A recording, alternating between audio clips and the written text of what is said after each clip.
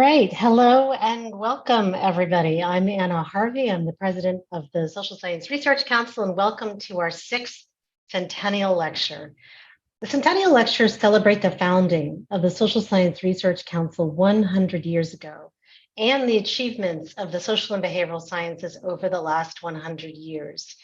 Each Centennial Lecture is given by a faculty member from one of the institutions in our college and university fund for the social sciences, and is focused on one of 10 important policy issues that represent the last 100 years of the Council's work.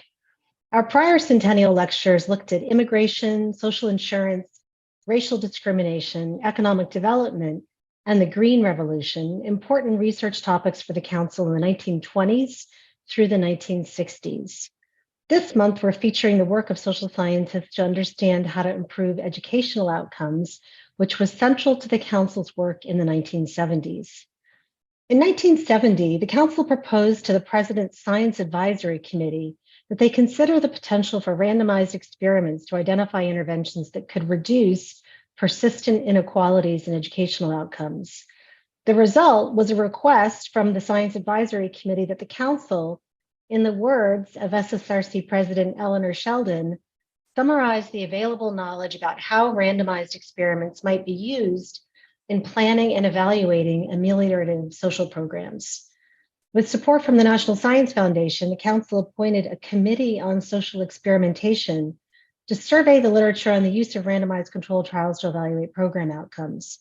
And the work of the Council's committee was collected in a 1974 book, which some of you may have read, Social Experimentation, a Method for Planning and Evaluating Social Intervention. Social and behavioral scientists have continued to use randomized controlled trials to identify interventions in educational settings that improve both childhood and adult outcomes around the world. For example, in work that's co-authored by one of our Mercury Project grantees, Rachel Glenister, providing even small financial incentives for school attendance can increase school enrollment and students' educational outcomes. Free school meals improve nutritional and educational outcomes, not only for recipients, but also for their children. And in work co-authored by our speaker today, approaches such as technology-assisted instruction that tailors content to students' individual learning needs and combining performance-based teacher salary incentives with investments in school resources can also improve educational outcomes. We're very fortunate to have with us today Karthik Muralidharan of College and University Fund for the Social Sciences, member institution, University of California, San Diego. And he's going to talk about his path-breaking work on improving educational outcomes for the most vulnerable populations around the world. So feel free to post questions in the Q&A as Karthik is talking, and I'll field them to him after he winds up. And we're going to plan to save about 15 minutes for Q&A at the end. And please submit, questions to Q&A anytime. Okay, Karthik, thank you for being with us today. The floor is all yours. Wonderful. Thank you, Anna. Let me just share my screen.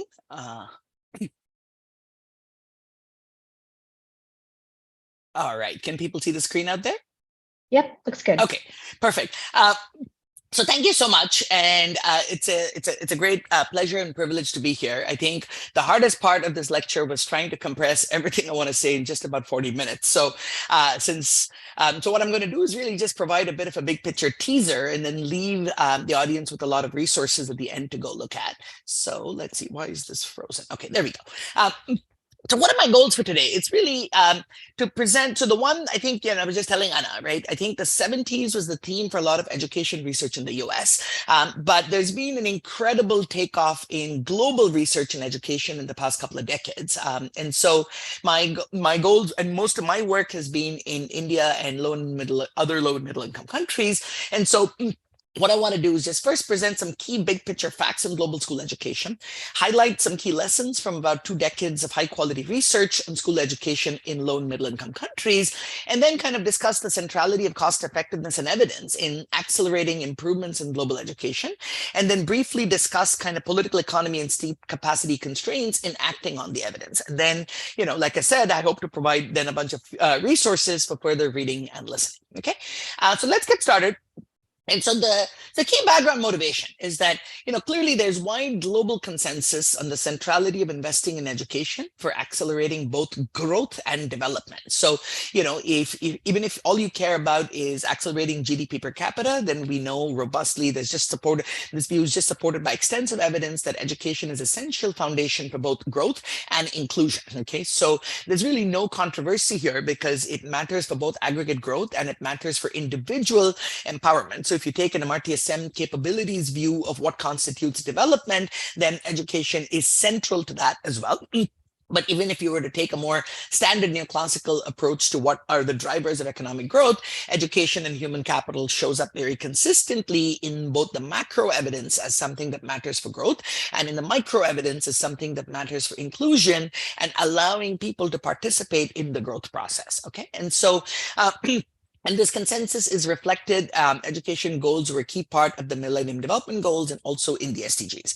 So where we are in global education is there's been considerable success in expanding enrollment in the last 2 decades, but there's much slower progress in converting these increases in time and money spent into improving learning outcomes at scale. Okay, so before I start talking about that evidence, I think it's useful to just step back and take a big picture view on, basically every outcome that we think about across countries, every development outcome, education, health, life expectancy, infant mortality is strongly positively correlated with GDP per capita. Okay, so if you look at primary school completion rates, that's positively correlated. Secondary school enrollment rates. So I've got GDP per capita on the x-axis and these outcomes on the y-axis, and these are just strongly correlated with income. Okay, if you start looking at learning outcomes and test scores, this is strongly correlated. This is true for math, it's true for PISA. But then if you go look at primary school enrollment, this is completely flat. Okay, so at some level, this is a miracle, right? This is a miracle because what this is telling us is that we have managed to completely get away from the income outcome gradient when it comes to this foundational investment in education, which is getting every kid into school. Okay, so and that's why I think it's important to have this perspective before we start kind of complaining about how poor outcomes are. And so basically the glass half empty view of these slides is that enrollment is not translating into learning outcomes. The glass half full view is that low and middle income countries are performing exactly as you would expect on learning outcomes, but that they're outperforming on enrollment. Okay, so for some historical perspective, the US had a GDP per capita of $2,500 in 1830, which is about the same in PPP adjusted figures as sub-Saharan Africa in the mid-2010s. And the primary enrollment rate at that time was 55%, and secondary enrollment rate was 1%. Okay, so compared to those historical norms, we're doing amazingly well as a global community with regard to getting kids in school relative to what you would expect at these levels of GDP per capita. Okay, so before we start beating up on ourselves on how poor learning outcomes are, I think we should be proud as a global community, and in particular the host country governments in each of these countries should be proud of what's been achieved in terms of enrollment gains, but we also need to do a lot more to improve learning outcomes. And so and there's growing evidence, both kind of cross-sectional and with panels, that the quality of education, measured broadly by different metrics of learning outcomes, test scores, PISA scores, young lives measurements, that the quality of education matters as much or more than just years of schooling. And that's kind of where we pivoted a lot of our attention to. Okay, so in terms of, since this is an SSRC talk, I think it's useful to just reflect on, the fact that there's been an explosion, okay, in field experiments in education in low and middle income countries. And the reasons for this growth, I mean, there's many increases. I mean, part of it is, of course, there's this broader empirical movement in economics and social sciences more generally, right? I mean, and you can kind of see this in the career of somebody like Abhijit Banerjee, who won the Nobel Prize in 2019, right? Some of his best work in the 80s was kind of theoretical because you just didn't have much data. In the 90s, you started doing a lot more applied theory, right? Where you had better data, but you still didn't have the ability to run randomized experiments. And then starting in 2000, you've seen this explosion in field experiments, okay? So some of this is just kind of reflecting the easier kind of access to data and sharp reductions in computing costs. But education in particular has been at the vanguard of the experimental movement. And I think one of the reasons, I mean, so there's many reasons. I think the first is this: the education interventions are often quite modular. And so you can randomize them at the level of a student, at the level of a classroom, at the level of a school. So unlike if you're a macroeconomist, you can't randomize interest rates, though we're starting to get close to kind of do experimental estimates of fiscal multipliers. But education is very modular. The other thing that helps is that there's often well-defined outcomes, and these outcomes are things that you can measure in a reasonable time frame, right? So impacts on enrollment, impacts on attendance, and on test scores. Now, ideally, you would want long-term data on labor market outcomes and wages, but this is then a good example of combining kind of long-term historical work from other settings. And so the fact that, Cherry, Friedman, and Rokoff, using long-term longitudinal data in the US, are able to link school investments to labor market outcomes, then kind of, allows the global education community to kind of rely on some of these other studies showing the long-term effects of these early investments to then kind of use these markers as in particular test scores as intermediate markers of the outcomes that we're hoping to achieve. The other reason why experiments have taken off in a big way is that there are so many nonprofits and foundations in this area, and hence there's a large number of programs and implementation partners to work with, right? So there's a lot of kind of innovation in design and programming. But the other important part with the nonprofits is I remember in my very first RCT working with a senior government official, after 6 months of kind of negotiating the details of the study, he had this kind of come to earth reality where he said, oh my God, like I represent the government. I cannot randomize and give things to some schools and not give it to others. But when you're a foundation, everybody understands that the foundations don't have the budgets and nonprofits don't have the budgets to be everywhere. And so that basically makes it much more practical to randomize, not just as a matter of scientific rigor, but also as a matter of ethical fairness. And so once you're kind of in this place where you don't have budgets for everybody, randomizing is almost kind of fairer than not, right? Because often otherwise you will target based on influence and other kind of metrics that may be subjective.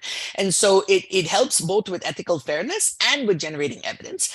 And then finally, there's been kind of, independent of RCTs, there's also growing civil society movements, right? In particular, led by Pratham in Assar, and then followed by Uwezo in East Africa, that do citizen-led assessments of learning that has kind of been, making salient to the broader policy community and citizens that these increases in spending and school enrollment are not really translating into improvements in learning. And that's made kind of the learning agenda much more salient. And it's kind of creating at least some pressure for delivering outcomes, both from donors, from governments, and from citizens, and identifying cost-effective ways of doing this. Okay, so this is kind of the backdrop in which we've seen this massive increase in the number of experiments. So just to give you a sense, in the mid 2000s, I wrote, about 5 years ago, I wrote 2 handbook chapters. And that was a time when I'd found 10 different systemic reviews of the body of evidence. This suggesting literally how much evidence had been generated, that there are over a dozen reviews of the evidence. Okay. So just to give you so there's 2 main questions that this body of research focuses on. The first is just how do you increase school participation? How do you get enrollment and how do you get attendance up? Okay, so and it's a basic standard Becker-Ben-Porath model, which is essentially households and kids are kind of assessing the costs and benefits of attending school. And interventions will focus on either reducing the costs or increasing the benefits. Okay, so everything that you do with the demand side, whether it's about information, in which case it's about the perceived benefits of education. It could be about things like school feeding programs that make it, more attractive to go to school. It could be transportation programs that reduce the cost of going to school. So there's a whole range of interventions you can think about that would either reduce the cost or increase the benefits of attending school. And then the magnitude of the impact will depend on the distribution of the unobservables of the decision cutoff points. And so different interventions will affect this differently. And so a key point of the research is to both kind of identify what the average impacts are to assess the cost effectiveness of that, and then to figure out who is affected by this on the margin. Okay, so and I'll come back and talk about, when I talk about conditional cash transfers, this is a useful framework to keep in mind. Okay, and then the second key set of questions is like, how do you increase learning in school? And again, there's a theoretical framework here that you can trace back to Todd and Wilpin. There's this classic 2003 paper that they have on specifying and estimating education production functions. But the basic point is so one of the challenges with identifying what goes into education is that the level of education you have at a given point in time, or level of learning, reflects a cumulative lifelong collection of input, starting from early childhood interventions. And so it's almost impossible for a researcher to go and measure every past input that you've had in your life. Okay. And so what is more standard is that we basically take your test scores and learning outcomes at the beginning of a school year as reflecting all of the inputs you received up to that point. And then if you can difference that out, you can then go look at the value added and saying how much learning has been gained in a given year. And then to what extent is that influenced by variation in different inputs that you're getting in that year. Okay. And so basically the value added framework allows us to effectively net out all of the past inputs you've had and then just focus on the contemporaneous inputs. And so that converts a stock problem into a flow problem in terms of how we do the estimation. And then the research agenda is to then estimate a series of partial derivatives with exogenous variation in many, many components of what drives education outcomes. Okay. And then ideally, you would then compare kind of the marginal cost of each of these interventions and combine that with the experimental estimates of the marginal returns to then identify the highest priority investments for limited resources. Now, there is, of course, one caveat, which is that education is a very complex process that often has interactions with different inputs. Okay, so for example, if I say that building a school, providing a computer or providing some inputs does not have an impact, it typically doesn't mean that the input is useless. What it probably means is that there's an interaction with something else that's missing, and that's why you're not getting the effect. Okay, so in education, the production function often has interactions across different components. So even when you get a 0, it doesn't mean that that input doesn't matter. It just means that that input at the current level is not alleviating a binding constraint to education, because improving that input is not resulting in impacts. And that's important, because when I get to the next slide and I talk about a bunch of research saying that inputs for the most part don't seem to matter that much, it does not mean that inputs never matter or inputs don't matter on average. It just means often that on the margin that the binding constraints are somewhere else. Okay, so here's kind of just like a one-slide summary, right? I mean, to give you a sense of the range of topics that have been studied over the years by researchers working on education in low and middle income countries.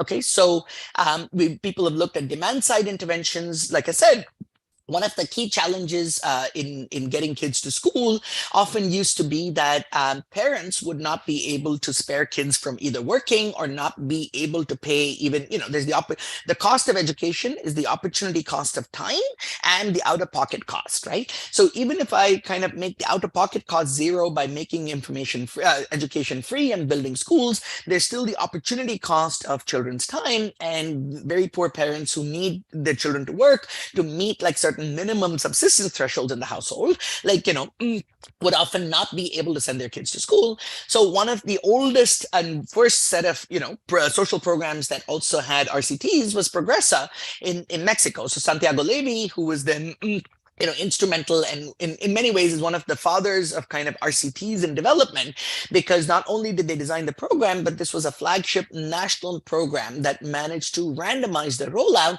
and that gave us really credible evidence on the impact of those conditional cash transfers to households. Now, and I'll come back and I'll talk about what we found in each of these things. So this is going to be a slide that I'll spend at least 5 or 10 minutes on. But, so we've studied conditional transfers. And then on the other hand, there have been like incredibly cost-effective interventions of just providing information to parents and communities. Okay, so, and there's information interventions that are at the level of households, just helping them understand the returns to education, because often people make decisions on education based not on the true costs and benefits, but on the perceived costs and benefits. Okay, now the costs are often real, so there's not much of a mismatch there, though sometimes there's information gaps there, even say with awareness of financial aid programs. So we've seen in the US about the evidence and just making it easier to apply for financial aid. But even assuming the parents know everything about the costs, the perception of the benefits is often formed by kind of looking at the people around you. And so if the role models and the samples that you're drawing from with regard to forming your views on the returns to education don't reflect the entire distribution, then you're likely to underinvest if you don't have the right information. And so there's been multiple studies of just like very, very inexpensive information interventions to parents that has had significant effects on student enrollment.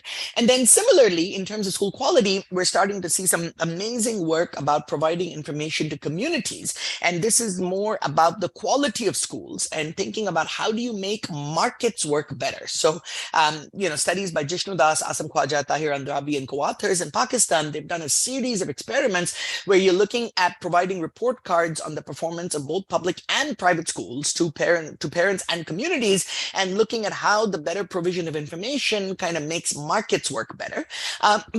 So again, obviously I could take 10 lectures talking about each of these papers, but the point is just to give you a sense of the range of the topics and issues that have been studied. Okay.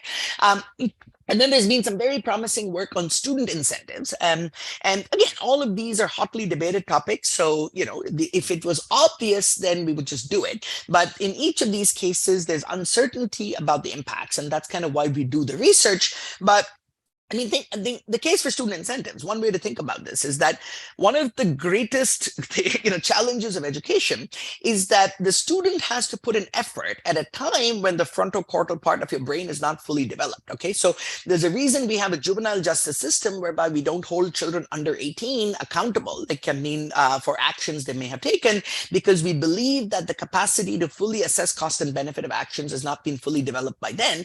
But one of the great kind of cognitive disconnects of the education enterprise is that the most important investments that children have to make in their own education happens at a time when these frontocortical aspects of the brain have not been fully developed. Okay, so thinking about how do you kind of make the rewards to education more instant for students as opposed to having to wait 10 years or 20 years. And a lot of that, if you think about parenting, what high SES parents often do is they understand this and they kind of make sure there's a bunch of small intermediate goals for their kids as they're studying.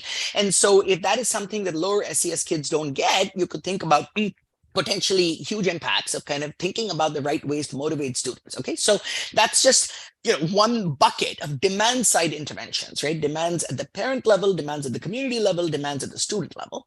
Okay, so then you can there's a whole range of things policymakers do, right? You build schools, you kind of fund different forms of school access. You can do transportation interventions.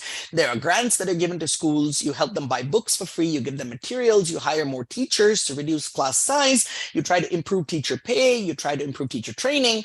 And then you can do a bunch of things that are not strictly speaking in the domain of education, which is often in the domain of health, things like deworming programs, school feeding programs, providing eyeglasses to kids. So this is just like a range. I mean, this is not even just scratching the surface of the kind of topics that have been studied. And the broad kind of, synthesis. So if I was to synthesize what's coming out of the demand side, it's that many of these interventions are highly effective, right? But there's huge variation in cost effectiveness. And the reason for that is the conditional transfer programs are often, they're expensive. And a lot of the money is going to households who would have sent their kids to schools anyway. Okay, so this is not to say that the conditional transfer programs are bad in any way. It's just that those are fundamentally about social protection and not about education, in the sense that the education conditionality ends up not binding except for a very small fraction of people. In contrast, the information interventions are stunningly cost effective because they don't cost much, right? I mean, you generate the information, you can disseminate that through the airwaves, and the marginal cost of getting that out is much lower. So one of the things I'll talk about at the end, is this global evidence and education evidence advisory panel of the World Bank and the British FCDO that I'm a part of. And, a key thing that we're doing is trying to help policymakers around the world assess and just provide a menu of evidence and cost effectiveness. And so that's one of the things we say here in demand side interventions, right? I mean that the CCTs are effective, but they're not as cost effective when it comes to education per se, for the reasons I just explained. Okay. In contrast, the information interventions are often stunningly effective and also very cost effective. Okay. And so on student inputs and school inputs, the verdict here is much more mixed, okay, which is in general, we've seen lots and lots of studies that say providing school grants, books, materials don't seem to be having much of an impact. Increasing teacher salaries is not doing much at all. Teacher training programs, as implemented for the most part, don't seem to be having much of an effect. Now, of course, this is not to say that high quality training programs done at high intensity can't be effective, but the typical teacher credentialing system that we have and the typical teacher training program, for the most part, does not seem to be translating much into improved learning outcomes.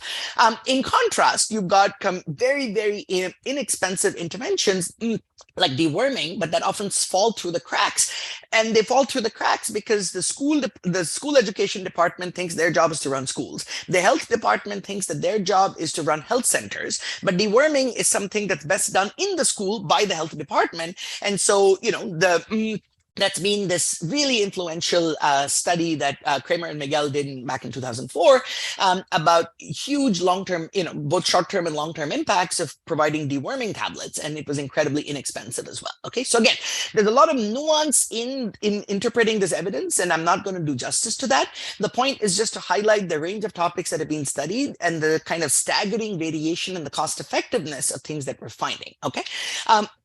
And so then you've got buckets, so once you've gotten the inputs in there, then the question is, are you using them effectively? Okay. And so there's been a range of studies that just talk about governance being a first order constraint, right? So starting from problems of absence or low effort. And so there've been a series of studies looking at different kinds of performance linked pay, and these have been found to be way more effective than across the board increases in pay, which is where most of the money goes. There've been work on contract teachers who are appointed at the local community level and more accountable, work on school and village management committees.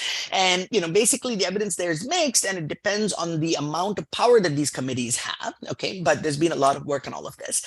And then finally, I think I would say perhaps the most important set of insights that have not been obvious before the research, right? Have come from kind of really getting into the classroom and unpacking the black box of pedagogy. And so even if you think about a highly motivated teacher, right, who shows up in school and is teaching very sincerely, the problem is that you'll see, and I'll show you in the next graph, is that because you have so many first generation learners in the schooling system, and because the curricula and the textbooks are still at a level when only a small fraction of kids were going to school, what ends up happening is that kids fall behind the curricular standards really fast. Okay. And once that happens, then pretty much, then pretty much you're lost. And a key reason for why the inputs may not be translating into better outcomes is that you're not alleviating the binding constraint of pedagogy, which is that the kids are so far behind that they're not really learning that much. Okay, so let me show you a picture from one of my own studies. And so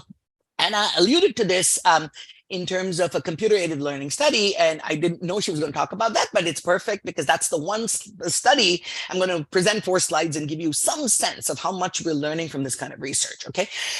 So this slide has nothing to do with an RCT. It's just purely measurement, okay? But I consider this one of the most important pictures to understand developing country education. And so what we have here is this is a sample of about 5,000 to 10,000 kids, and the Indian state of Rajasthan. And the x-axis is the grade they're enrolled in, going from grade 1 all the way up to grade 8. The y-axis is what is the level of ability assessed by the computer software.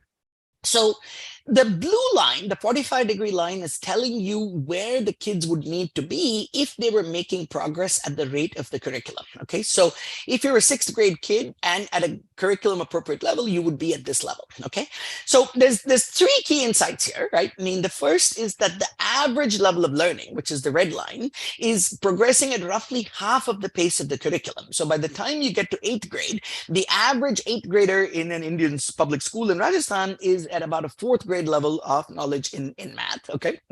So that's fact number 1. Fact number 2 is, of course, that this gap is kind of growing over time. Okay, so it makes this challenge of teaching at the right level even more vexing. And fact number 3, which is perhaps the most important fact, is that each dot in this picture is 10 kids. Okay, and so what you can see is the staggering amount of variation in learning levels that's happening within one classroom. Okay, so you've got an 8th standard kid eighth standard teacher who's facing in her classroom some kids at a second grade level, some at a third, some at a fourth, at a fifth, at a sixth, at a seventh, and an eighth. And then you see why kind of, this task is almost humanly impossible for a teacher, right? Dealing with that kind of variation. So where do you pitch your material? How do you teach? And what ends up happening is even the most committed, sincere teacher who's not absent, who's committed, will come and teach the curriculum and teach the textbook, right? But the problem is that that content is so far above, the levels of the children. तो अगर आपको समझना है तो अभी इस lecture के बीच में मैं बस थोड़ी देर दूसरी भाषा में अगर बात करूंगा तो लगभग मैंने देखा कि अटेंडीज में लगभग मेरे को दिखता है कि शायद 15-20% इंडिया से हैं, तो उनको वो शायद समझ में आएगा, शायद वो भी दक्षिण भारत से हैं को उनको भी समझ में नहीं आएगा।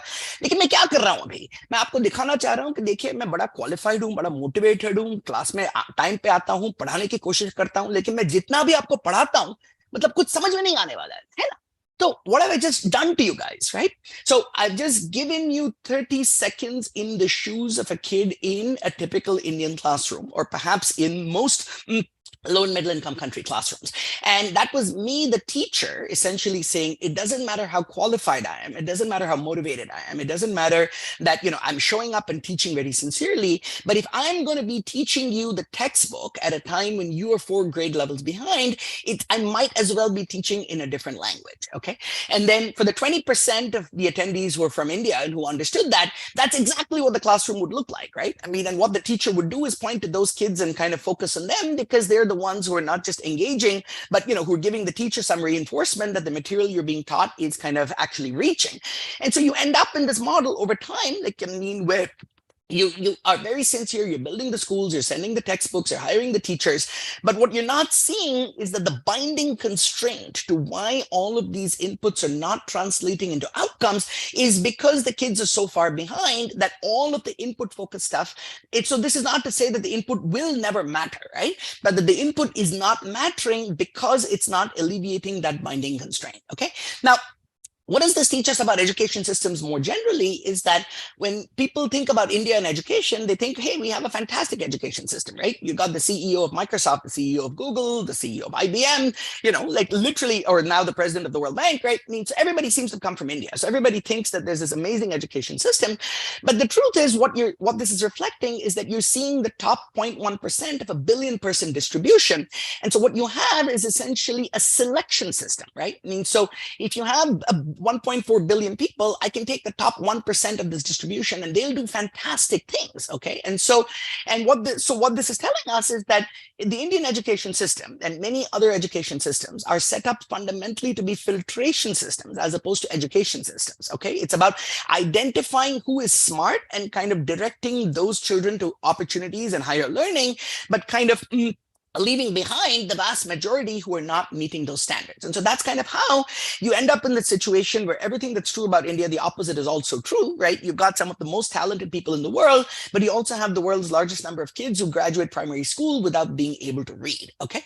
And so the point here is that the research and the data then just sheds light on kind of how to make sense of this kind of paradox that all of our policy approaches and inputs and resources don't seem to be having an impact, but that's because they're not alleviating this binding constraint.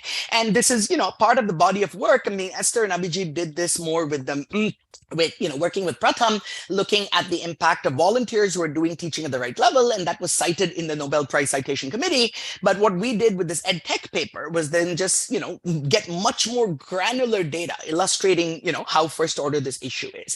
And so what you really need then is not just kind of, so one of the criticisms that you get of RCTs in development and education is that the questions being asked are very, very small.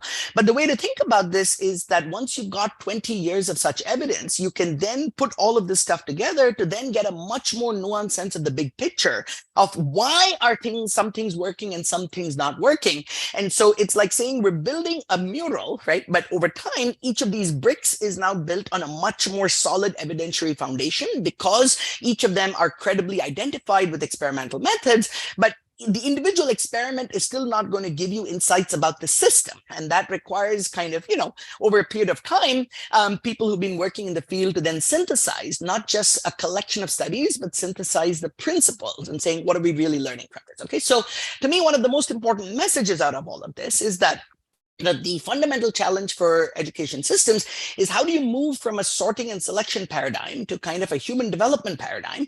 Now, again, don't get me wrong, every society tries to identify kind of their most talented students and push them to kind of positions of leadership. So the problem is not the selection per se.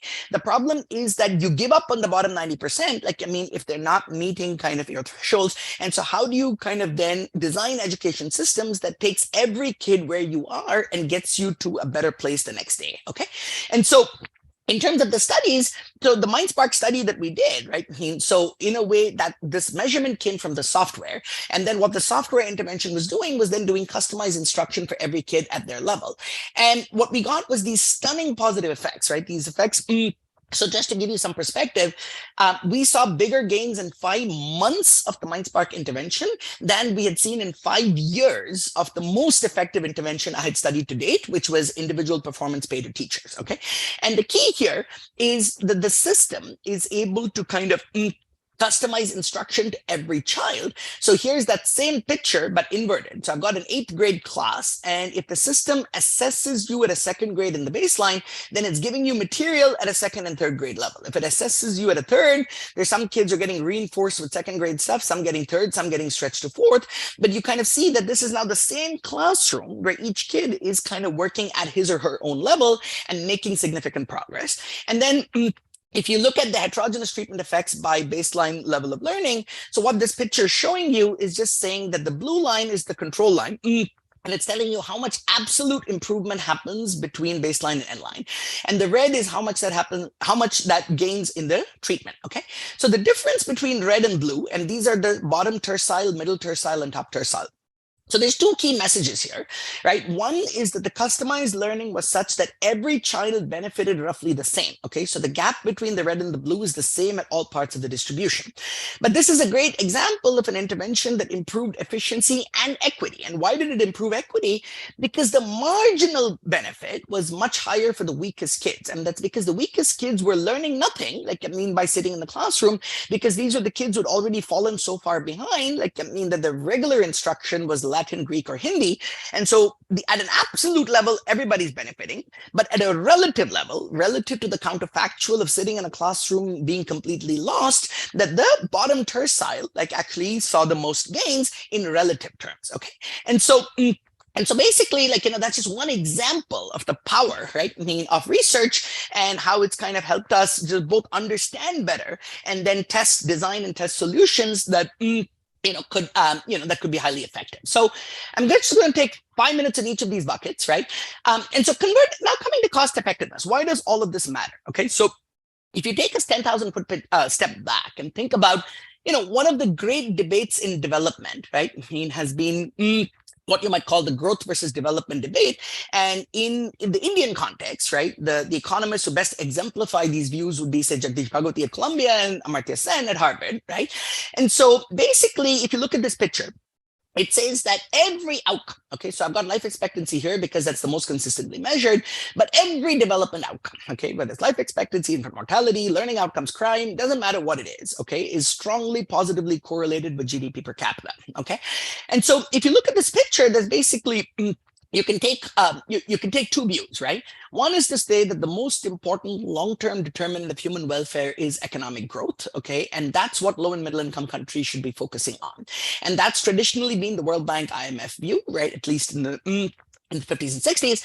And then and the converse of that is kind of the UN view, right? Which is also the Amartya Sen view, which is to say that the point of development is not GDP per capita. The entire point of development is to allow individual citizens to have lives of greater capability and empowerment. And so education and health, so in a standard Chicago economic growth view, education and health matter because they make you more productive, right? So these are inputs into a production function.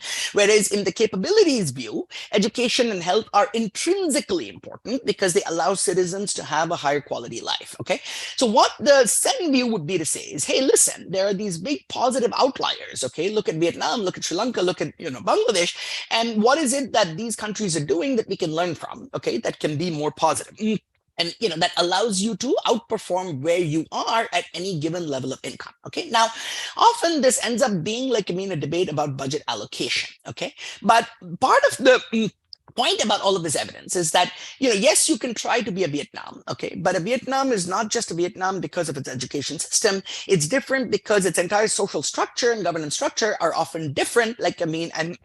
Including having, a communist past that had different kinds of emphases. And so, since not every country can go and replicate that, the question is, what do you do, right? One view is to say, let's just focus on growth, and growth will just take care of everything over time. The other is to say, go spend the money, right? On more human development, right? And that's where this debate kind of pans out. But there's a third way of approaching this, which is to say, listen, there is so much inefficiency in how we're spending our money at any given level of resourcing and at any given level of budgeting, that if you can identify kind of what are less cost-effective and more cost-effective ways of kind of improving education, and if you can move your budgets from less cost-effective to more cost-effective options, you can do dramatically more at any given level of income, okay? And so the place to draw inspiration from is really the shifting of the Preston curve, right? Which is, famous paper by Sam Preston in the 1970s. And then, Angus Deaton's done a lot to, magnify this and highlight the importance of public health. But the key point of this picture is to say that if you looked at life expectancy across countries in the 1930s and then looked at them in the 60s, what you see is that countries at the same level of GDP per capita had significantly higher life expectancy. And this is like miraculous, right? If you look at this at a GDP per capita of $300 in 1963, you had almost like a 10-year plus gain in life expectancy. Whereas if you were to wait for higher income, that would take you much, much, much longer. Okay. So what was the magic that made this possible? The magic that made this possible was basically newer technologies, including kind of everything from antibiotics to vaccinations to something as simple as ORS as a way of kind of treating diarrhea, but also then the investments in public health and water and sanitation and systems that had large spillovers. So the point is that this required a combination of evidence to say what are the highly cost-effective interventions that we can do, and a combination of policy. And this policy is both primarily done by kind of national country governments, but where the global development community plays an enormously important role in terms of synthesizing the evidence and providing policymakers with both the technical and financial assistance to be able to undertake those investments. Okay, now, so health has been this staggering success, and I would argue that the foundation of the success has just been, more innovation and more research, right? Because it's not enough to have the innovation. You need the evidence that this innovation actually works before you try to scale that out. But this gives you a sense of the size of the prize, that if you manage to improve the cost effectiveness of public expenditure, that you can dramatically improve development outcomes at any given level of GDP per capita. Now, the question is, can we take that approach and shift the Preston curve for governance more broadly, right? And so one way of asking that question is, what do today's low and middle income countries have that today's OECD countries did not have at the same level of historic per capita income that can improve the quality of expenditure, right? And so what we have today that even the US did not have 40 years ago is much, much better data and evidence, right?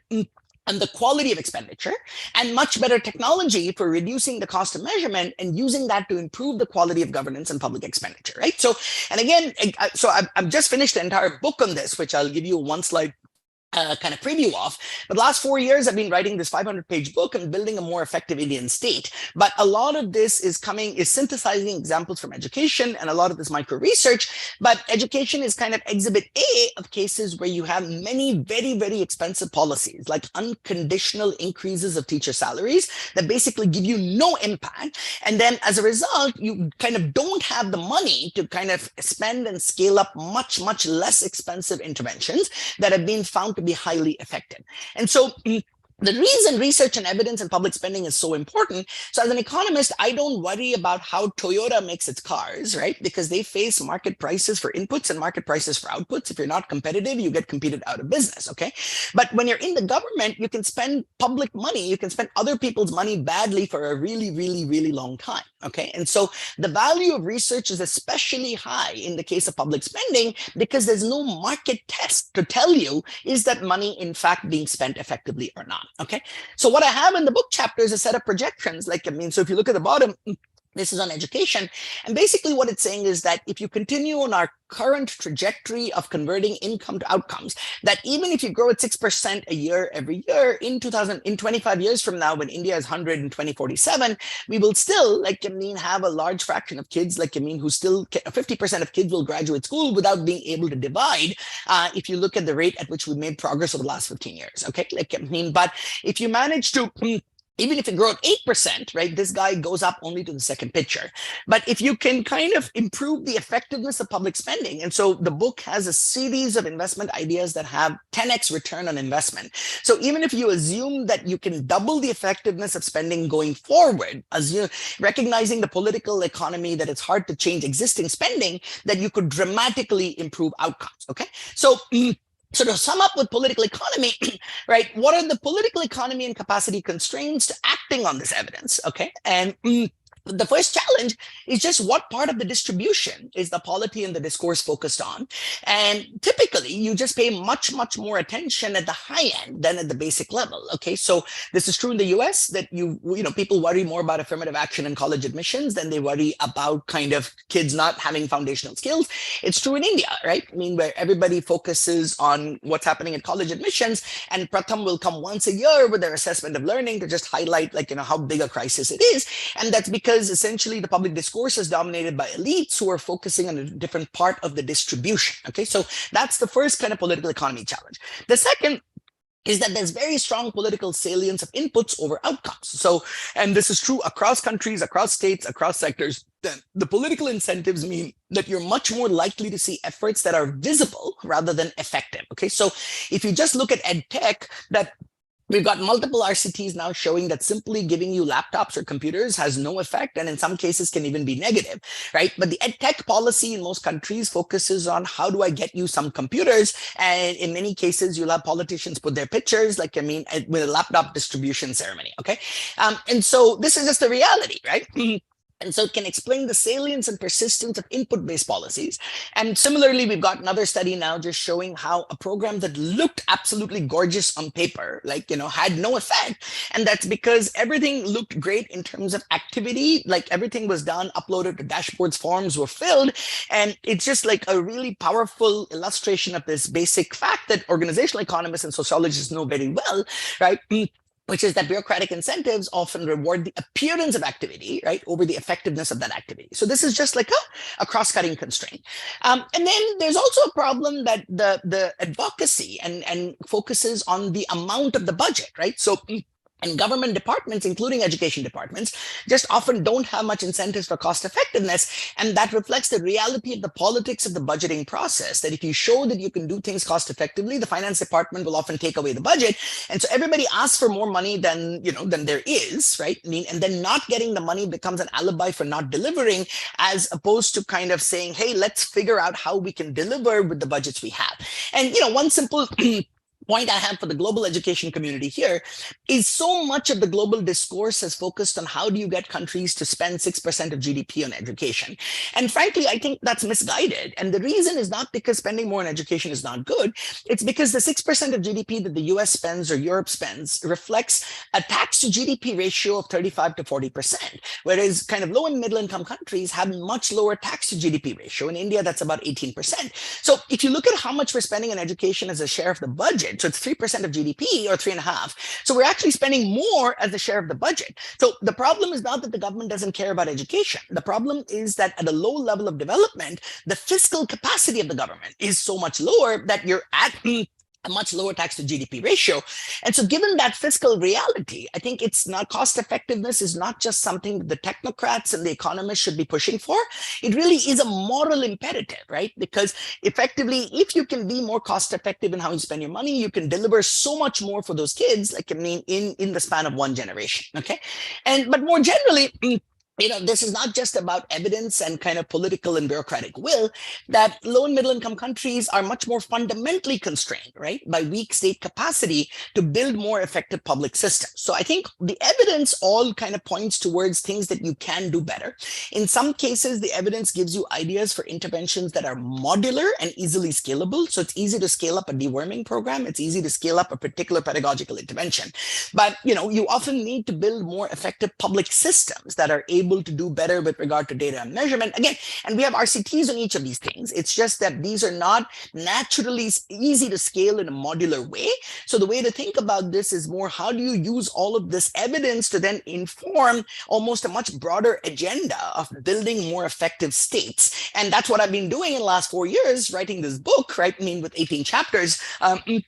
That'll be out later this year. So it's focused purely on India right now, but all of the ideas are going to be relevant around kind of the world, and there'll probably be a global edition coming out sometime next week. Okay, so sorry, next year. And you'll see that there's these themes of state capacity that I talk about, of building data systems, outcome measurement, better personnel management, improving the quality of your public expenditure. How do you kind of improve the effectiveness of your tax systems? How do you decentralize and kind of empower local communities appropriately? And how do you think about conceptualize how the state and the market should kind of, coexist and maximize, the welfare, the benefits of each of them? And then these principles are then applied to kind of the key sectors. So those graphs I showed you come from this chapter 10 about how you can shift the Preston curve and accelerate development in each of these key sectors, right? If you're able to kind of synthesize and act on the evidence. And then education and skills is one of those chapters. So a lot of my work over 20 years is focused on education, but over time, you see that the issues that you see in education kind of apply to a whole range of sectors in low and middle income countries. And that's kind of what the book is trying to do. Okay, so let me wrap up. And just leave you with a bunch of resources. So there's a handbook chapter I've written that synthesizes the evidence in education. There's another handbook chapter that's more of a toolkit for practitioners on how to do field experiments. There's an extended podcast that I did over 3 hours that's like a mini course. And so people say that they found this very valuable because it combines research, policy, grassroots reality, political constraints, and ethics and philosophy. So it's, for students in particular, I highly recommend. But, even for others, as you're doing your chores and going on long walks, I suspect you will get a lot out of that. And then there's this global evidence education evidence advisory panel report chaired by Abhijit Banerjee and Sylvia Schmelkes, and having a bunch of leading education researchers around the world. So we've worked on this, and it's so, to be honest, I find it easier to do policy advice, say in India, where the context is the same. It's much harder, like doing these things at a global level, because the context is going to be different. But we've tried our best as a committee to reflect principles, right, that are coming from the evidence that can at least inform how policymakers in other low and middle income country settings kind of work with that evidence. And then there's a book, like I said, on building a more effective Indian state, which is going to be relevant more generally, and that will be out in November this year. So thank you, and hopefully we have at least 10 minutes for questions.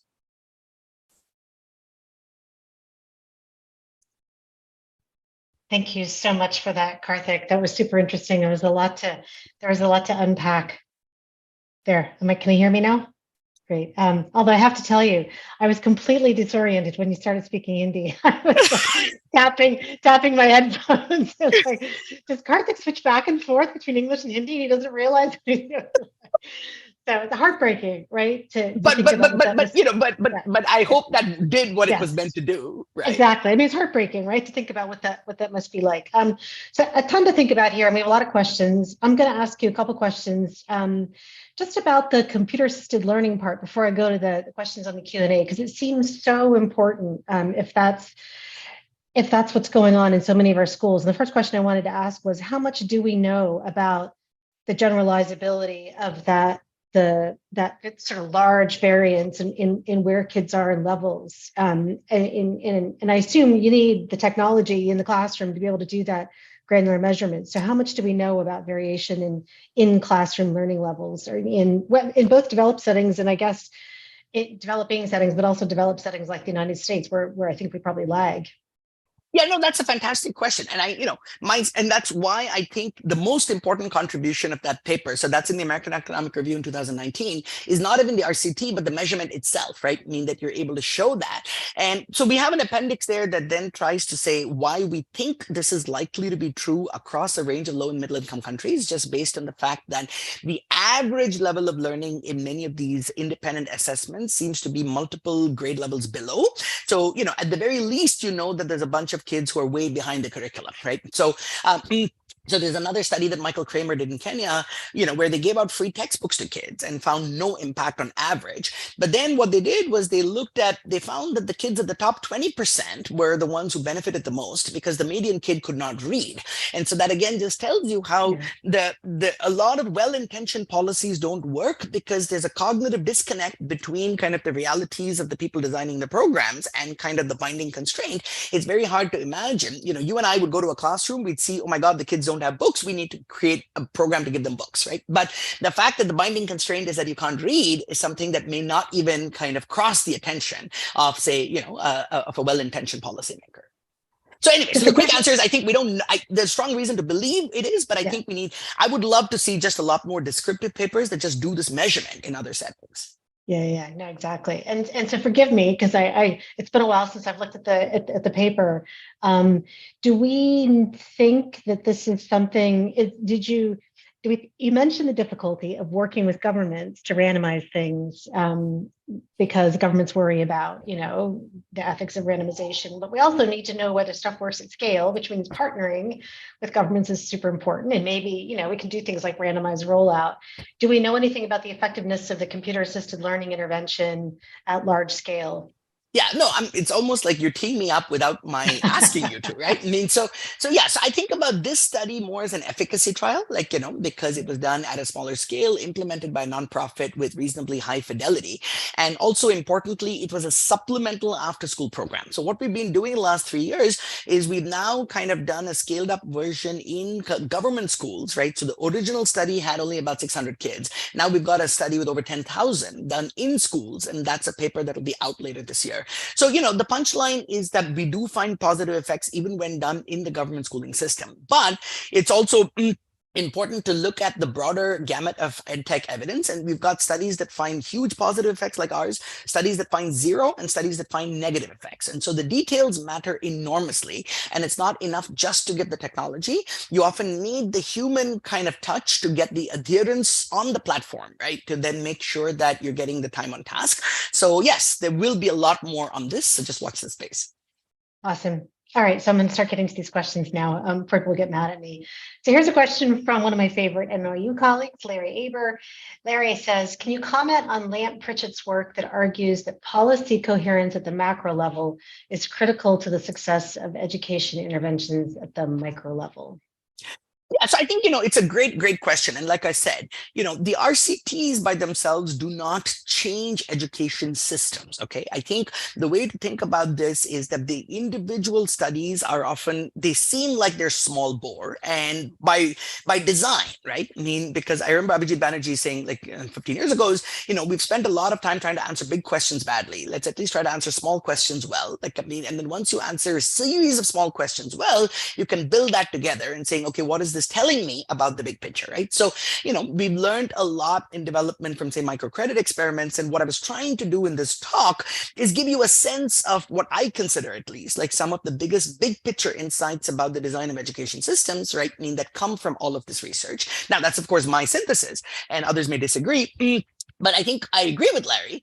And part of the point, I think, the RISE research program that Lant was kind of the scientific director for, where I was kind of leading the India work, I think that's exactly the approach we were taking, right? Which is to say, how do you do high quality individual studies, but then use that to provide some principles for system design at an aggregate level that are more coherent. So yeah, so I think, sometimes Lant gets impatient with the RCT movement, because it often promises a lot that an individual study cannot deliver, right? But on the other hand, if you look at all the grandiose claims that are made out there, often with very shoddy evidence. So I go back to Abhijit's point, my whole synthesis of this is I take a middle ground, which is to say, I think, and that's what I'm trying to do in the book. I think the book is a place where you have the intellectual license to connect the dots across each of these individual.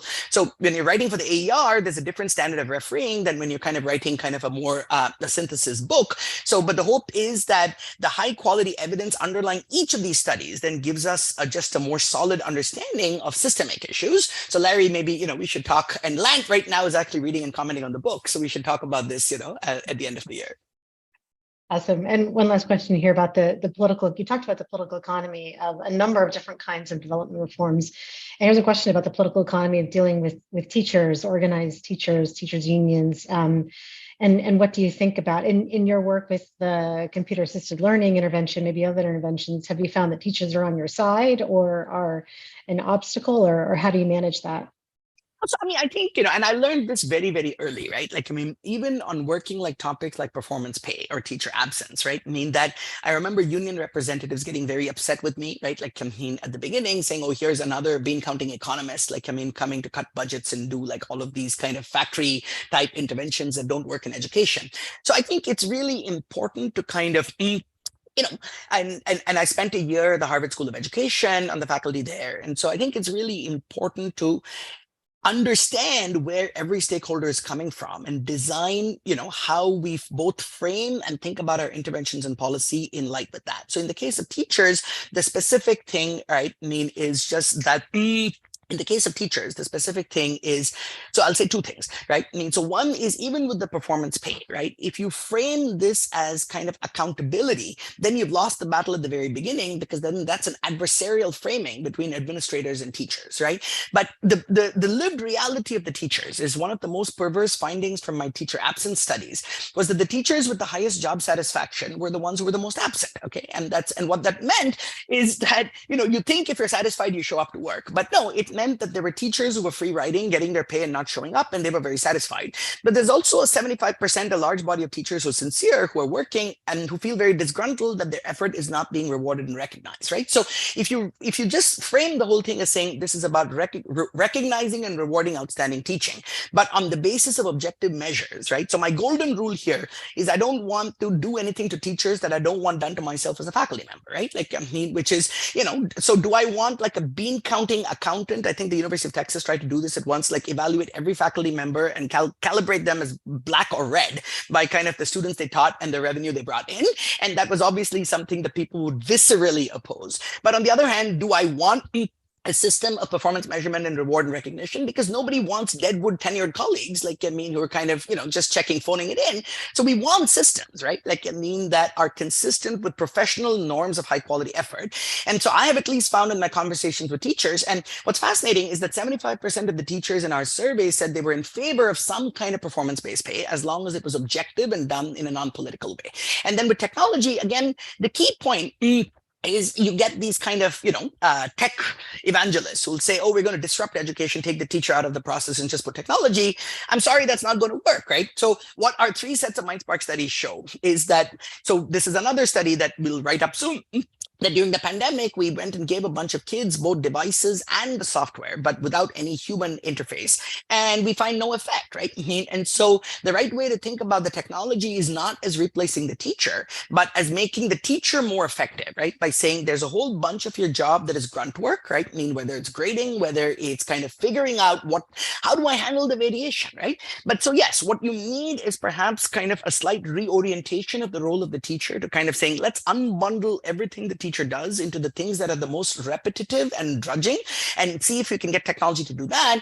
And the part where you need the teacher's kind of human interface judgment and ability to kind of, work on the whole child, that you then actually free up more time of the teacher to do the things that you need the teacher to do. So again, so much of this is just not just framing for the sake of the optics, but framing with like a deep sympathy, right? Like, I mean, for where somebody's coming from, and then thinking about, and the same thing happens, I think, the education establishment often deeply distrust economists and cost effectiveness. I've heard terms like bean counters, misers, and Scrooges, right? Like, I mean, but the whole point is that cost effectiveness is not just a technical endeavor, it's a moral endeavor, right? We just don't have the money. And so given that, like, I mean, how are you going to deliver the outcomes without being cost effective? Yeah, no, I really appreciate that, the conceptualization of cost effectiveness is a moral imperative. I appreciate that. I wish we had another hour to keep talking. We have a lot of questions, but I encourage, if I didn't get to your question, please reach out to Karthik directly. I'm sure he's happy to answer questions. And Karthik, please let us know when the book comes out, and we'll do our best to help you publicize it. It sounds super interesting. And thank you so much for being here today. Perfect. Thank you so much. My pleasure. And it's a great honor to be here. All right. Thanks. Take care, everybody. Bye.